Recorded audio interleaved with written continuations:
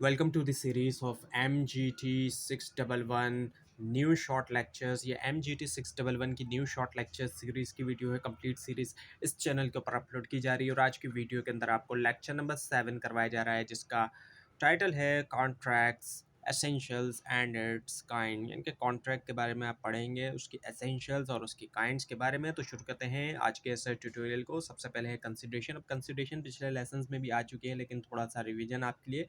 Consideration क्या होती है? कोई जो है वो चीज़ होती है, वैल्यू वाली कोई चीज़ होती है, उसको हम कंसिडरेशन जो है वो कहते हैं।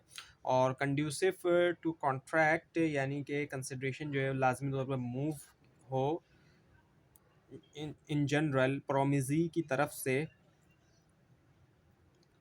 और उसके बाद ये कि desire at the desire of third party, अगर अगर ए जो है वो प्रॉमिस करता है बी को कि कोई चीज़ करे सी के लिए, और बी जो है देता है कंसिडरेशन रिक्वेस्ट के ऊपर सी के, कंसिडरेशन जो है वो सपोर्ट कर सकती है कॉन्ट्रैक्ट को।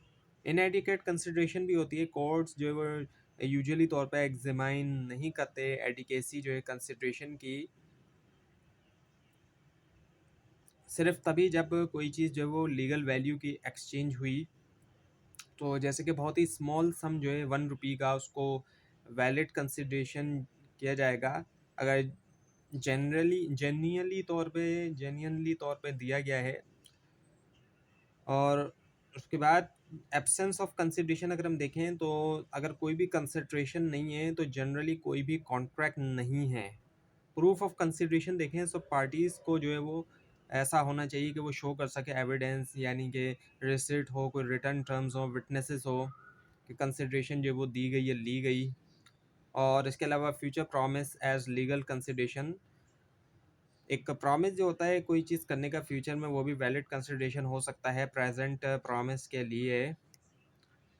अब असेंशियल ऑफ वैलिड कॉन्ट्रैक्ट अगर हम देखें, कॉन्ट्रैक्ट होता है जो कि एनफोर्सेबल बाय लॉ होता है, यानी कि एग्रीमेंट होता है, कॉन्ट्रैक्ट जो है एनफोर्सेबल बाय लॉ होता है। अब और इसमें जो है वो इसके जो एसेंशियल्स है उसमें ऑफर एंड एक्सेप्टेंस है। ऑफर से मुराद जो है वो क्लियर प्रपोज होता है एक पार्टी की तरफ से दूसरे के लिए, और एक्सेप्टेंस की अगर हम बात करें तो अनक्वालिफाइड एसेंट होता है ऑफरी की तरफ से एग्जैक्ट टर्म्स का। और उसके अलावा ये कि अगर हम लीगल रिलेशनशिप की बात करें तो पार्टीज़ जो लाजमी तौर पर इंटेंड करें उनके एग्रीमेंट, ताकि हो सके लीगल कॉन्सिक्वेंसेस। लीगल कंसिड्रेशन की अगर हम बात करें तो सेक्शन, अच्छा ये जो है लीगल कंसिड्रेशन में कि लाजमी तौर पे कोई चीज़ जो है लॉफुल हो वैल्यू की। और लीगल कॉम्पिटेंस का ये कि पार्टीज़ लाजमी तौर पे कॉम्पिटेंट होना चाहिए, यानी कि उनकी माइनर ना हो, साउंड माइंड हो, और ऐसा ना हो कि डिस्क्वालीफाई किया हो लॉ ने। कंसेंट ऑफ पार्टीज देखें, कंसेंट लाजमी तौर पर फ्री होना चाहिए, ना कि हासिल किया गया उसको कॉर्जन के ज़रिए, अनड्यू इन्फ्लुएंस, फ्रॉड, मिसरिप्रेजेंटेशन या फिर मिस्टेक। लॉफुल ऑब्जेक्ट होते हैं, पर्पस जो है कॉन्ट्रैक्ट का लाजमी तौर पर लीगल हो और अगेंस्ट ना हो पब्लिक पॉलिसी के। टर्म्स ऑफ एग्रीमेंट होते हैं, उनके राइट्स और ड्यूटीज़ जो है वो क्लियरली उनको बताया गया हो। और इसके अलावा पॉसिबिलिटी ऑफ परफॉर्मेंस ऑब्लिगेशन, लाजमी तौर पर कैपेबल हो परफॉर्म होने की। और a contract to be got registered and in writing wherever required, कुछ कॉन्ट्रैक्ट ऐसे होते हैं उनको लाजमी तौर पर रिटर्न होना चाहिए या फिर रजिस्टर होना चाहिए। कॉम्पिटेंट पार्टीज़ को अगर हम देखें, उसकी डेफिनेशन सेक्शन 11 के मुताबिक, every person is competent to contract who is of the age of majority according to law to which he is subject, and who is of sound mind and is not disqualified from contracting by law to which he is subject। पहली चीज़ तो ये आती है इसमें कि वो as of majority हो, कोई माइनर नहीं हो, कोई बच्चा वगैरह ना हो। और यूजुअली 18 ईयर्स इसमें एज जो है वो मिनिमम कंसिडर की जाती है, और डिपेंड लोकल लॉज के ऊपर भी करता है। माइनस जनरली तौर पे कॉन्ट्रैक्ट में एंटर नहीं हो सकते। और जो इफ़ेक्ट होता है इसका है कि कॉन्ट्रैक्ट जो है वो माइनर्स के साथ अगर कोई करेगा तो वॉइड या वॉइडेबल होगा। और इसके अलावा ये कि साउंड माइंड होना चाहिए, पर्सन जो है वो ऐसा हो जो कि अंडरस्टैंड करे नेचर और जो कॉन्सिक्वेंस है ट्रांजैक्शन की। अब अनसाउंड माइंड में कुछ ऐसे लोग आ सकते हैं जो कि मेंटली तौर पे इल हैं, इंटॉक्सिकेशन लेने वाले लोग भी आ सकते हैं। इसके से इस तरह के लोग जो इसमें शामिल हो सकते हैं।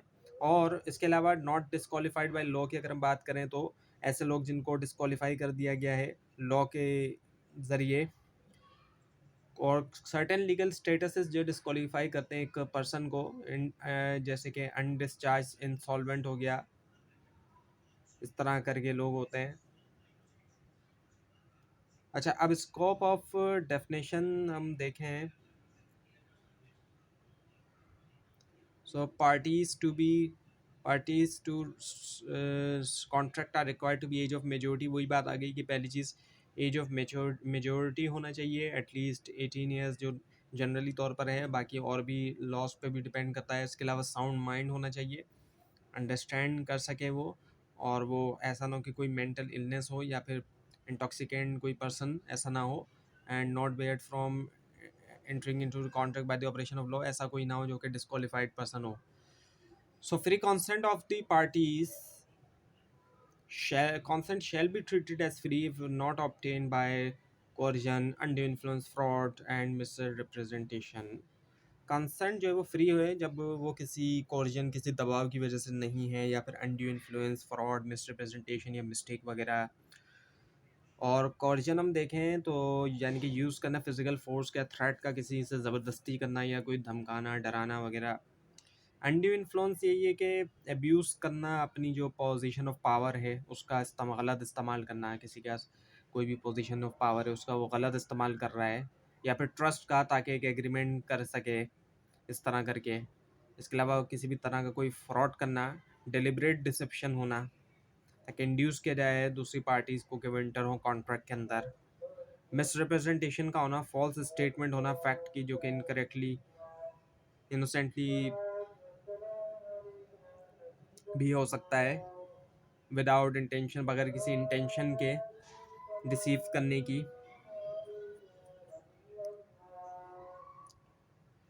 सो कॉन्ट्रैक्ट्स काइंड्स, इसके अंदर जो है वो अगर हम देखें तो कौन द वैलिड कॉन्ट्रैक्ट आता है कि एग्रीमेंट जो कि सेटिस्फाई करता है तमाम एसेंशियल्स और एनफोर्सेबल बाय लॉ होता है। वॉइडेबल कॉन्ट्रैक्ट होते हैं, एक कॉन्ट्रैक्ट जो कि एनफोर्सेबल होता है at the option of one or more but not at the option of other. एक ऑप्शन के ऊपर एक या ज़्यादा पे हो सकता है, दूसरों के ऑप्शन पे नहीं हो सकता। और वॉइड कॉन्ट्रैक्ट होता है एक कॉन्ट्रैक्ट जो कि एनफोर्सेबल बाय लॉ ही नहीं है, बिगनिंग से ही नहीं है वो। और अनएनफोर्सेबल कॉन्ट्रैक्ट होता है कि एग्रीमेंट जो कि वैलिड तो है लेकिन एनफोर्स नहीं किया जा सकता है क्योंकि उसकी टेक्निकल डिफेक्ट्स की वजह से, जैसे कि रिक्वायर्ड करता है राइटिंग या रजिस्ट्रेशन मिसिंग वगैरह आ गई है इसमें। एक्सप्रेस कॉन्ट्रैक्ट है, यानी कि टर्म्स जो कि स्टेट की गई हैं, एक्सप्लिसिटली तौर पर बताया गया, चाहे वो लिख के बताया गया है या औरल बताया गया है। इसके अलावा इम्प्लाइड कॉन्ट्रैक्ट होता है, इन्फर हुआ ये कंडक्ट, सर्कमस्टेंसेस या लॉस है। एग्जीक्यूटेड कॉन्ट्रैक्ट है जो कि दोनों पार्टीज़ ने फुली परफॉर्म किया उनकी ऑब्लिगेशन को। और एग्जीक्यूटरी कॉन्ट्रैक्ट होता है जब एक या ज़्यादा दोनों पार्टीज़ जो उनके पास ऑब्लिगेशन है कि वो परफॉर्म करें फ्यूचर के अंदर। सो अब हम देखते हैं वैलिड कॉन्ट्रैक्ट को थोड़ा डिटेल में। एक वैलिड कॉन्ट्रैक्ट जो वो पूरा करता है तमाम रिक्वायरमेंट्स, जिसमें offer and acceptance, capacity, consideration, lawful object, free consent, possibility और फॉर्मेलिटीज़ वगैरह आ जाती है।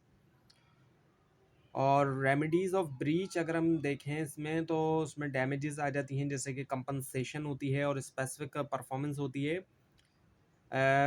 ऑर्डर होता है परफॉर्म करने के लिए और डिपेंड करता है जुरिस्डिक्शन के ऊपर भी। सो अब इसकी इलस्ट्रेशन है वैलिड कॉन्ट्रैक्ट की।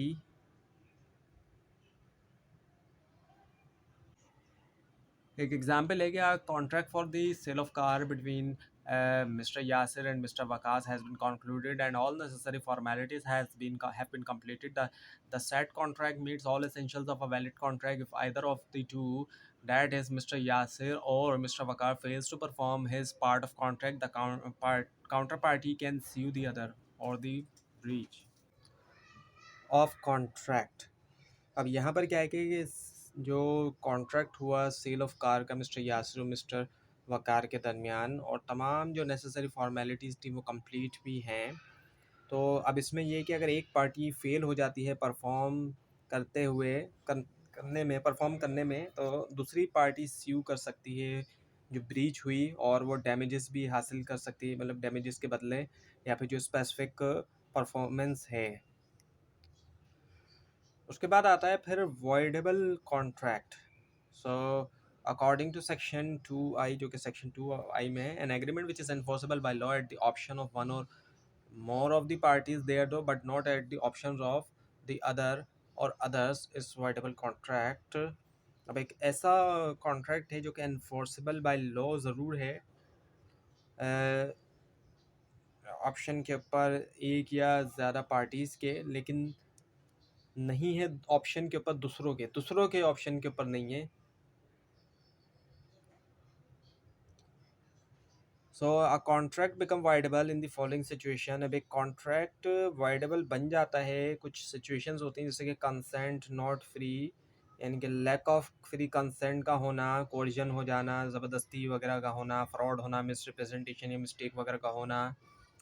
प्रोमीजर जो है प्रिवेंटेड फ्रॉम परफॉर्मेंस, प्रोमीजर को रोका गया परफॉर्मेंस से दूसरी पार्टीज़ के ज़रिए कुछ केसेस के अंदर। So concept of free consent जो कि सेक्शन 14 के अंदर दिया गया है, इसके मुताबिक अगर हम देखें, so consent is said to be free when it is not caused by. Consent को फ्री कहा जाएगा अगर वो इनमें से किसी भी सबब की वजह से नहीं होता है, जैसे कि कोर्जन का हो जाना, अनड्यू इन्फ्लुएंस, फ्रॉड का हो जाना, मिसरिप्रेजेंटेशन या मिस्टेक का इनमें से अगर किसी भी केस में नहीं होता है। तो ये थी आज की वीडियो। आपके इस बारे में कोई क्वेश्चन हो, अगर इसमें कोई मिस्टेक भी दिखाई दे ज़रूर हाईलाइट कीजिए। और इस पूरी से इसको देखने के लिए और एग्जाम्स की प्रिपरेशन के लिए इस चैनल को सब्सक्राइब कीजिए, बेल आइकन के ऊपर क्लिक कीजिए। Thanks for watching this video and best of luck.